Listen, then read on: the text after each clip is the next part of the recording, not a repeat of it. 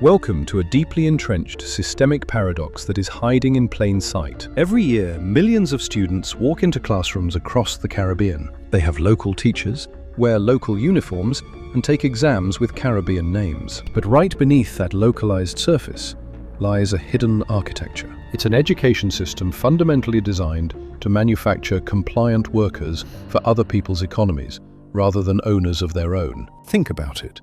Why does a region bursting with undeniable talent, creativity, and educational attainment chronically produce job seekers destined for foreign economies instead of job creators building wealth at home? It's a frustrating reality, but the answer isn't a lack of capability. The answer lies in the very blueprint of the schoolhouse itself. To truly understand this, we have to look at the basic formula for economic power. Power requires knowledge, multiplied by application, organization, and finally, ownership. The Caribbean has never lacked that first ingredient. The region is incredibly rich in knowledge, but the equation collapses completely at step 2, application. And this breakdown doesn't happen in the workforce.